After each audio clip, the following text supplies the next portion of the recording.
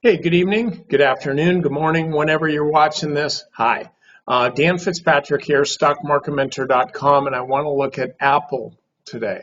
Why Apple, you ask? Well, this is why. Because apparently they're closing some stores. Apple's closing some stores because of the coronavirus outbreak.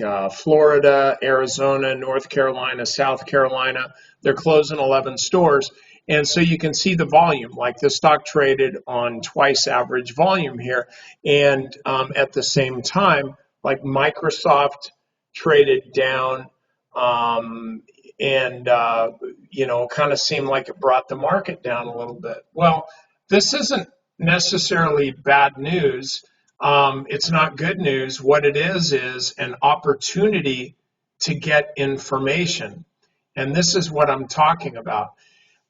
When something like this happens, I mean, personally for me, I don't give a rip if they close 11 stores or 110 stores because I don't shop there. If I want something from Apple, I'll get it online. It doesn't impact me. Also, I think that that's a lot of people just buy stuff online or whatever. So it's not really a function of how much this is going to knock Apple's earnings or revenues or anything like that. It's more like what's going to happen to our economy. Oh my gosh, here's another bad thing. Apple is having to close 11 stores. The market is done, time to get out. Like that's kind of the bad news bears thing where you got to sell if, oh, we're getting wave two, which may happen. I don't know. I'm not Dr. Fauci. So here's the thing though. Watch and see how this performs on Monday. See how this performs on Monday and Tuesday and Wednesday, but more importantly, Monday. And here's why. This little green line here, this is the 8-day moving average. I don't know why I got that. It's this, the 8-day moving average, the 8-day exponential moving average. And it seems like since April, whenever this stock would hit the 8-day EMA, it would rebound and it would keep moving higher. And so if you look and see what happened back here, you got a similar thing. Okay, well, wow, this is it. We hit 350. Now this is over, heavier than average volume, time to go.